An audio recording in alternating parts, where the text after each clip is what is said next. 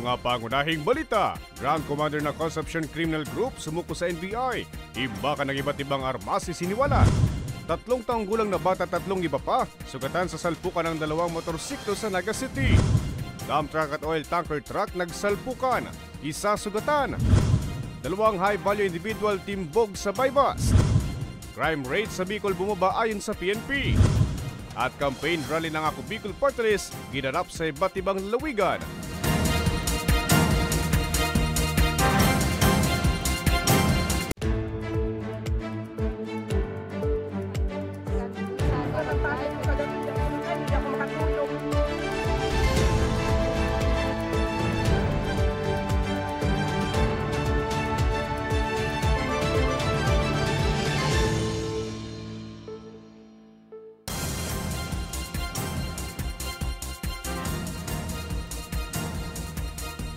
Magandang gabi. Narito na mga balitang dapat ninyong malaman ngayong araw, ika-7 ng Abril taong kasalukuyan. Sumuko sa National Bureau of Investigation Bicol ang umano'y ground commander ng Concepcion Criminal Gang na nasa likod ng mga insidente ng pagpaslang at kidnapping sa bayan ng Libon, Albay. Protection sa sarili at sa pamilya, hiling ng suspect sa NBI. May report si Angeline Dagta. Alas 6:10 ng gabi nitong Sabado, nang hulihin ng mga kawani ng National Bureau of Investigation o NBI Bicol ang ground commander ng notorious na Concepcion Criminal Group na kinilalang si alias Marasigan, 36 anyos ng Binatagan, Ligao City. Ayon kay Attorney Felipe Jesse Jimenez Jr., Senior Agent ng NBI Bicol, personal na nagtungo si Marasigan sa punong barangay ng Barangay San Antonio, Libon, Albay, kung saan siya nagtago upang ipagbigay alam ang kanyang pagsuko. Hiniling din umano ni Marasigan na sa NBI siya i-turnover. Salamat din at napag-isipan niyang sumuko at bigay ang kanyang sarili dito sa NBI. At last, matatahimik na rin ang lugar ng Libon, Albay, Camarines Sur, Quezon Province, and Laguna. Sa pakikipag-usap ng news team kay Marasigan, ikinuwento nitong 2017 nang maging miyembro siya ng nasabing grupo. Aniya, napabilang lamang siya sa grupo dahil sa mga pananakot ng dati nilang lider.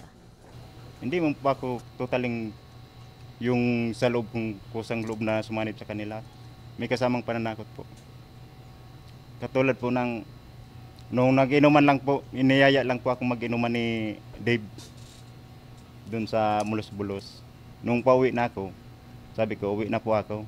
Sabi ko, Dave, uwi na ako. Ay, sabi nung leader ni Gilbert na, ay di ka pwedeng umalis kasi nakarating ka na rito sa lugar ko. Nakita mo na ako, nakita mo na yung mga kasama ko. Bawal na niyang umalis. Kung gusto mo niyang maka-alis, tumakas ka. Kung makatakas ka niya dito. No, kung gusto mong mabuhay, sumama ka. Mas gusto kong sumabuhay, sumama ko. Nais niya na umanong mamuhay na ng payapa kasama ang kanyang pamilya, kaya pinili niya ng sumuko.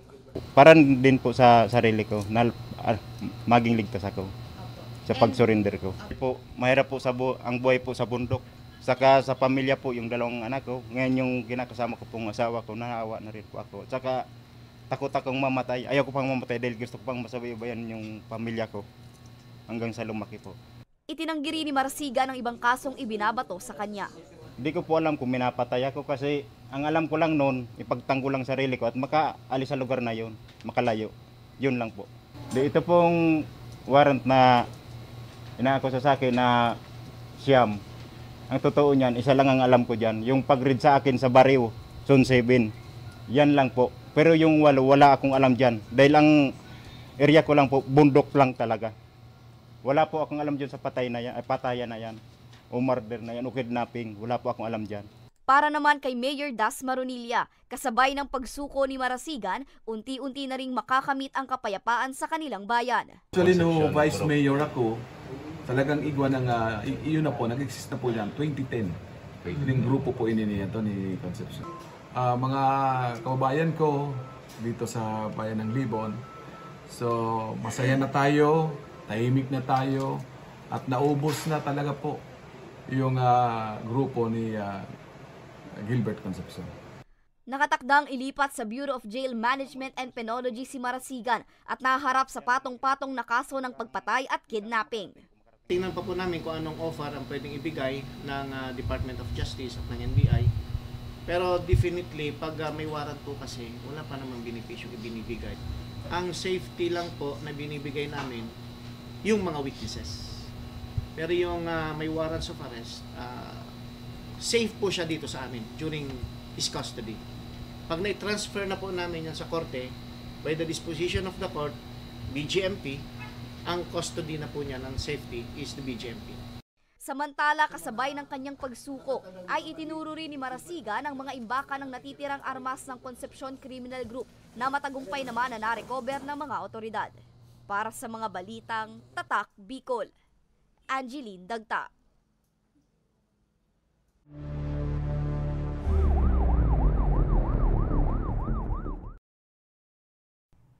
Sugatan ng isang 3 taong gulang na bata sa Naga City matapos na masangkot sa aksidente ang motorsiklong minamaneho ng kanyang ama.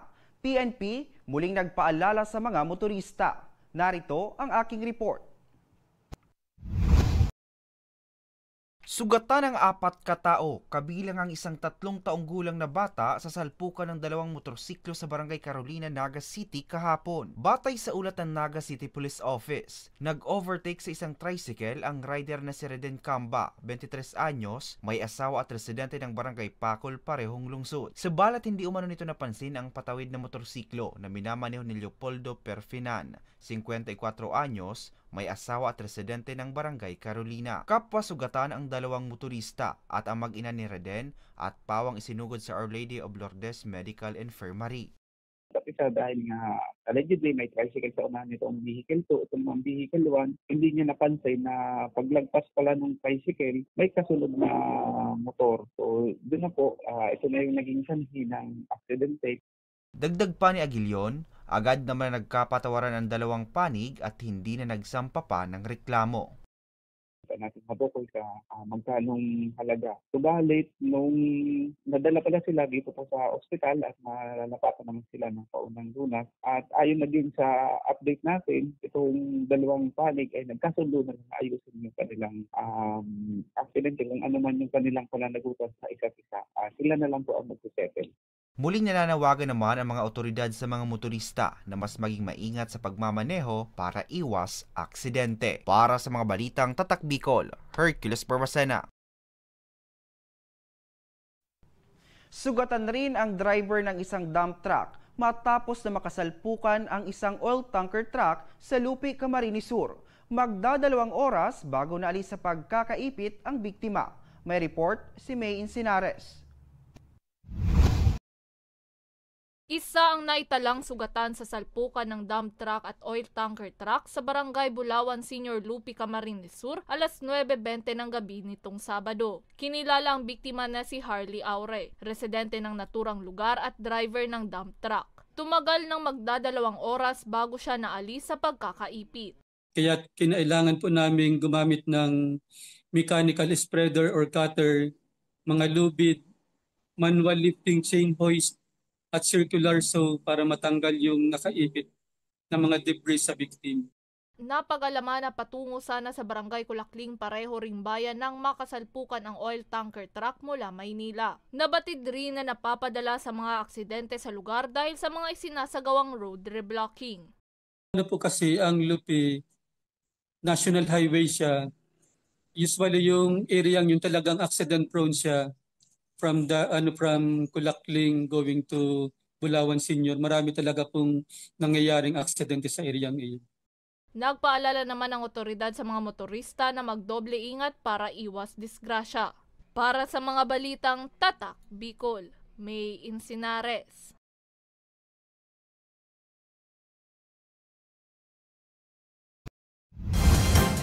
Dalawang high-value individual timbog sa bypass.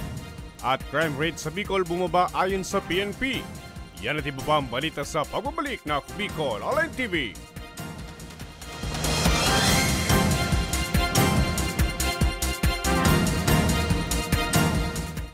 Jericho Rosales po, Bicolano. Ngunyan takaypuan, kitabang at kasurog sa edukasyon, sa kalusugan, at kabuhayan sa panahon ng sakuna. Ang Ako Bicol, katabang at kasurugta sa pagtaok scholarship sa mga aki na nangangaibuhan. Katabang at kasurugta sa kalusugan, kasurog sa pagpasar ni Eddie Garcia Lo. Bilang ermano ng bawat Bicolano, ang muya kong party list may plano. Kaya ang boto ko, Ako Bicol. 131 sa balota. Sabi nila, wala ka daw ginawa nung nakaupo ka sa Senado. Ano pinanindigan mo? Pinanindigan ni Senator Lito kaming mahihirap. Binigyan niya kami ng libreng tulong legal para umunlad. Gagawin ko ang lahat para magbayad sila. Kot! Ang sabi nila, artista ka lang. Ano bang magagawa ng isang action star? Marami nang nagawa si Senator Lito. At ang isa dito ay yung pag-aksyon niya para sa kapakanan naming mga manggagawa. Ang sabi nila, hindi ka daw nakapagtapos sa pag-aaral. Paano mo kami matutulungan? Hindi nga siya nakapagtapos, pero ginawa niya ang lahat para kami ay makagraduate na! Ilan lang yan sa maraming nagawa ni Senator Lito Lapid. Lito Lapid. Dumanas ka man ng hirap. Lahat ng sabi-sabi sa'yo, inaksyonan mo. Kung ako'y nakaahon, kaya nyo rin. Kaya natin lahat lumaban at umunlad. Tatak Lingkod Lapid, Supremo ng Senado. Lito Lapid, number 35 sa balota. Lito, Lito, Lito Lapid! Lito, Lito, Lito Lapid! Lito, Lito, Lito Lapid! Ako si Lito. Presyo ng bilihin, mapatabain. Sakana ang pagkain kung walang saking. Trabaho at tulong ang kanyang sinusulong. Siya ay may solusyon, subok na ng panahon.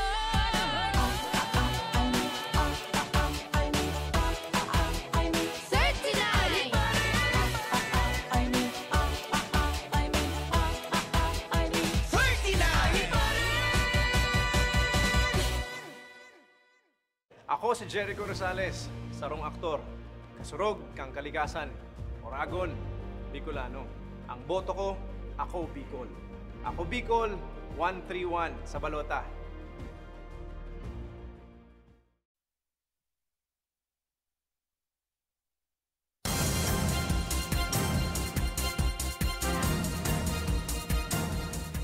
Nagbabalik ang Ako Bicol Online TV. Dalawang high-value individual ang matagumpay na nadakip sa magkahiwalay na buy-bust operation sa Pilar, Sorsogon. Mahigit 70,000 na halaga ng shabu nasamsam. May report si Rose Bilista. Hindi na nakapalagpas sa mga otoridad ang dalawang lalaking ito na itinuturing na high-value individuals matapos na matimbog sa magkahiwalay na operasyon kontra ilegal na droga sa Pilar, Sorsogon. Unang naaresto ng mga kapulisan ang sospek na si alias Felipe. 43 anyos, tricycle driver at residente ng Barangay Dao, parehong bayan. Bandang alas 6:30 ng umaga nitong Sabado. Nakuha sa sospek ang 10 gramo ng hinihinalaang shabu na nagkakahalaga ng humigit kumulang 68,000 pesos. Batay sa ulat ni Police Captain Brian Bea, Acting Chief of Police ng Pilar Municipal Police Station. Taong 2023 nang unang makulong ang sospek dahil din sa pagtutulak ng droga. Actually, yung huli natin ng April 5 ay dati na po siyang may kaso na paglabag sa 9165. Yun na sa ngayon niya ay under probation siya. So, pangalawa niya na itong huli. Huli rin ang isa pang high-value individual na kabilang sa Regional Recalibrated Database on Illegal Drugs na si alias Mario, 42 anyos, at residente ng Barangay Marifosque, pareho ring bayan, sa ikinasang operasyon bandang 1:00 ng hapon kahapon. Nakuha mula sa posisyon ng sospek ang 5,000 pesos na buy-bust money, isang totoong 500 peso bill at siyam na replika ng 500 peso bill at humigit kumulang 0.8 gramo ng hinihinalang shabu na tinatayang nagkakahalaga ng 5,440 pesos. Siya po ay isa nating drug surrenderer na supposedly dumaan na sa reformation kaso bumalik po sa maling pagka-involved sa illegal drugs kaya sinabject naman natin siya sa police operation. Sa ngayon, nasa kustodiya pa ng Pilar MPS ang dalawang sospek na mahaharap sa kasong paglabag sa Republic Act No. 9165 o ang Comprehensive Dangerous Drugs Act of 2002. Para sa mga balitang tatak, Bicol, Rose Bilista.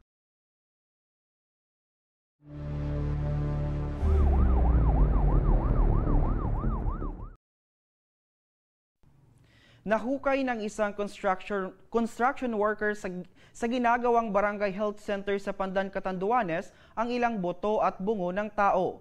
Patuloy na inaalam ng mga otoridad ang pagkakakilanlan nito. Nagbabalik si Rose Bilista. Alas 9 ng umaga nitong Huwebes, na aksidenteng nadiskubre ng isang construction worker ang mga buto at bungo ng tao sa pagtatayuan ng bagong Barangay Health Center sa Barangay Marambong, Pandan, Catanduanes. Batay sa Pandan Municipal Police Station, nakita ang kalansay habang nagsasagawa ng paghuhukay sa nasabing construction site ang 26 anyos na construction worker na agad naman na ipinagbigay alam sa mga otoridad. Pinagbigay alam din po ito sa ating kapulisan sa Pandan. Doon po mga bandang alauna pumunta po doon yung Pandan na yung mga investigador ng Pandan Municipal Police Station sa nasabing barangay para imbestigahan yung naturang kaso. Nakipag-ugnayan na rin ang Pandan MPS sa Catanduanes Provincial Forensic Unit. Nakatakdaring isailalim sa skeletal analysis ang nakuhang kalansay. Pinapakanda ko ng masusing investigation yung mga investigador ko para malaman kung may mga nawawala bang o mga missing person ba doon sa nasabing na barangay o sa katabing barangay ng nasabing bayan. Sa ngayon, nagpapatuloy pa din ang ginagawang investigasyon ng PNP. Para sa mga balitang tatak, Bicol, Rose Bilista. Crime rate sa Bicol bumaba ayon sa PNP. At campaign rally ng Ako Bicol Party List ginanap sa iba't ibang lalawigan. Yan at iba pa ang balita sa pagbabalik na Ako Bicol Online TV.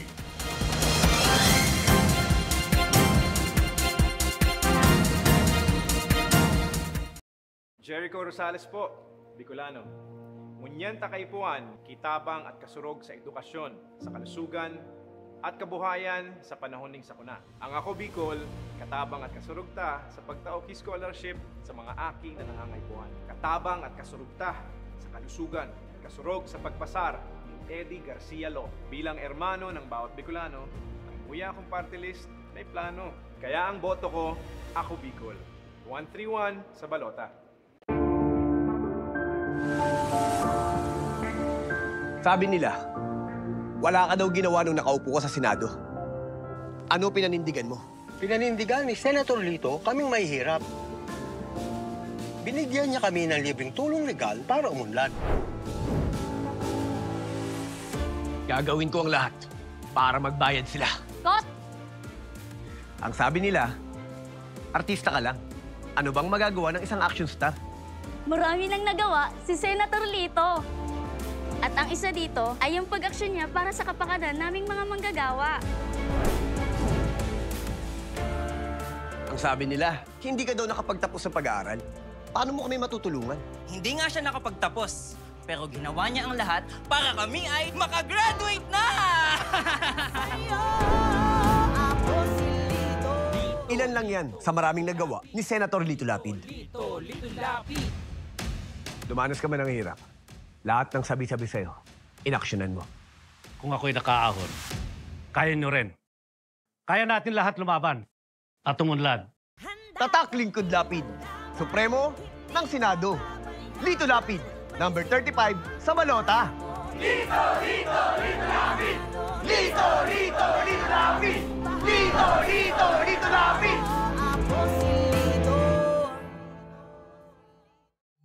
Presyo ng bilihin, mapatabain sa gana ang pagkain kung walang saking. Trabaho at tulong ang kanyang sinusulong. Siya ay may solusyon, subok na ng panahon.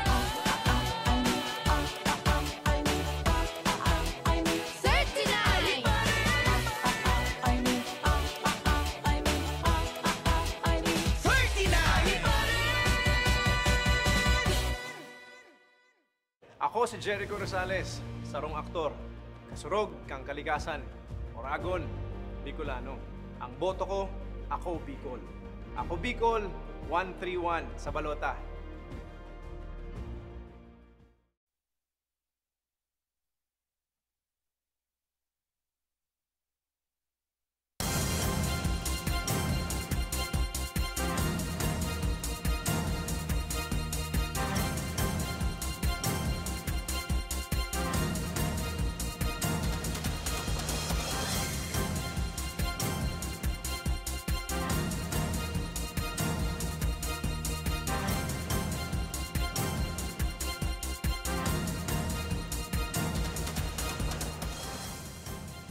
Nagbabalik ang Ako Bicol Online TV.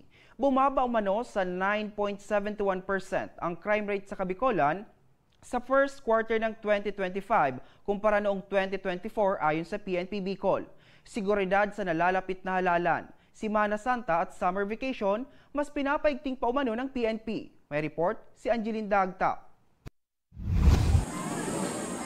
Bumaba ng 9.71% ang crime rate sa Kabicolan sa first quarter ng 2025 kumpara noong 2024 ayon sa PNP Bicol. Batay kasi sa datos, umabot sa 5,020 ang mga naitalang krimen sa rehiyon mula Enero hanggang Marso ngayong 2025. Mas mababa ito sa 5,560 na naitalang krimen sa unang quarter ng 2024. Ayon sa tagapagsalita ng PNP Bicol na si Police Lieutenant Colonel Maluca Lubaki, bumaba rin ng 21.36% ang index crime sa rehiyon. Sa unang quarter din kasi ng 2025, 508 index crimes ang kanilang naitala kumpara sa 646 na kaso noong 2024. Kabilang dito ang 39 na kaso ng pagpatay, 9 na kaso ng homicide, 111 kaso ng panggagahasa, 63 kaso ng robbery at 175 kaso ng pagnanakaw. May konting pagbaba rin sa mga aksidente sa kalsada, mula 3,120 sa first quarter noong 2024, 3,118 lamang ang naitala sa unang quarter ng 2025.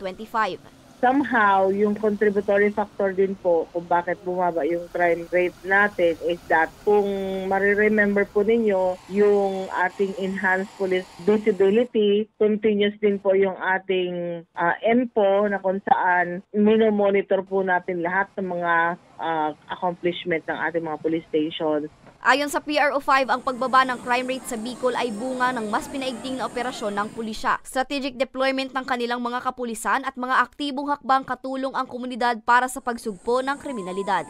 We can attribute the successes of the Kasurug Cup din po sa ating sustainable police presence. And may mga initiatives tayo na nagko-contribute din to lower yung ating crime rate. So number 1 dyan, yung enhanced police visibility, yung off-plan presensya natin, yung mga bike patrollers natin, motorcycle cup. So isa lang yan sa mga maraming inisyatibo ng ating personnel. Like yung KKK, yung Kabataan kontra Kriminalidad, kasama din po yung ating mga force multipliers. So yung mga constant community engagement po ng ating revitalized police sa barangay. So yun, marami tayong mga nagagawang accomplishment because of the collaboration with the community and stakeholders. Mas papaigtingin pa umano ng PNP Bicol ang kanilang mga operasyon ngayong nalalapit na ang halalan, Semana Santa at summer vacation. Para sa mga balitang Tatak Bicol, Angeline Dagta. Naging matagumpay ang ginanap na 4 na araw na campaign rally ng Ako Bicol Party List sa iba't ibang bahagi ng Bicol Region. Iba't ibang programa at proyekto para sa kalusugan, edukasyon, turismo, infrastruktura at trabaho. Mas papalakasin pa umano ng partido. Narito ang aking report. Let me announce to you that we are building the biggest hospital in the entire Bicol region. It's called the Legacy Hospital ng Pangulo. Duman sa probinsya kang Albay, nagtutugdo kita kisarong specialty hospital na kung saying that's the tallest building in the entire Bicol region. Matagumpay na dinaos ang campaign rally ng Ako Bicol Party List sa Dait Camarines Norte nitong Huwebes, April 3, kung saan libo-libong daitenyo ang nagtungo sa Our Lady of Lourdes College Foundation upang ipakita ang kanilang suporta sa partido. Alas 4 ng hapon nang simulan ang motorcade na pinangunahan ni Ako Bicol Party List second nominee Attorney Alfredo Pido Carbin Jr. Kasama rin sa inaabangan ng ambasador ng partido na si Jericho Rosales. Sinundan ito ng concert rally kung saan nagpakilig naman ang aktor sa libo-libong supporters. Opo, sobrang thank you po sa Ako Bicol Party List kasi it's a privilege po na makita namin ang isang Jericho Rosales dito sa Dait Camarines Norte. Thank you po. Thank you so much. Nga po, maraming salamat po sa pagdala dito kay Jericho Rosales po. So, sobrang saya po ng OLLCF po. So, yun po, very thankful po kami. Kanina po may quiz pa kami pero kaway pa talaga. Yes po, kasi sobrang bihira lang po nang mangyari nito and first time po namin makita si Jericho Rosales. Ayon kay Echo, isang malaking karangalan na maging ambasador ng grupo. Bukod sa pagiging Bicolano, hindi raw lingid sa kanyang kaalaman na madami nang napatunayan ang partido. I've just come back from a very long break after the pandemic, and I said, hey, it's time to reconnect. I was telling my manager, time to reconnect. It's our roots go. It's time to have a little bit of, to think about giving back to the Philippines, paano ba to, diba? I'm an adventurer, I love motorbikes, I love surfing, I love traveling.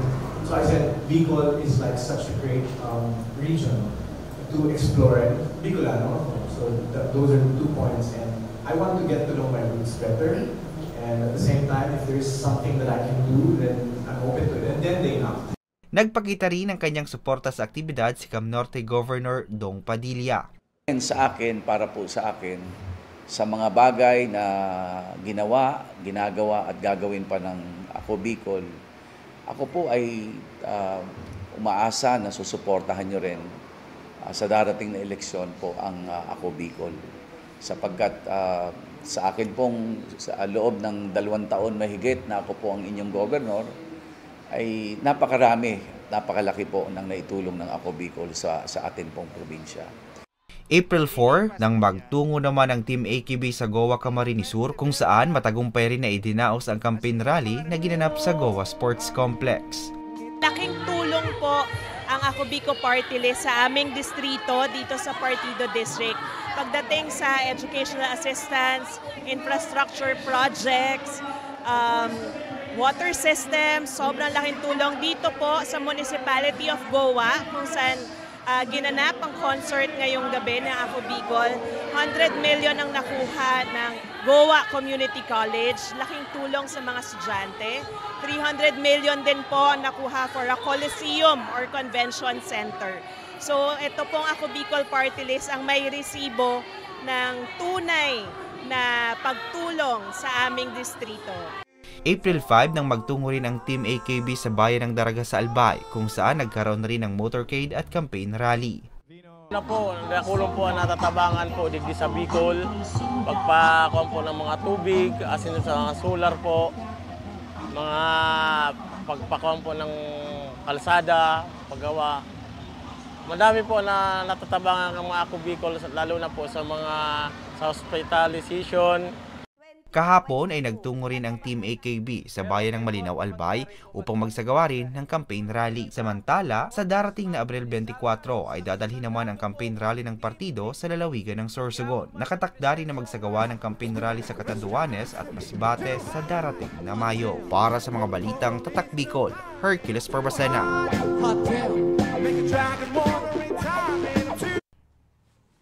At yan ang mga balitang nakalap ng Ako Bicol News Team. Ako po si Hercules Barbacena. Salamat!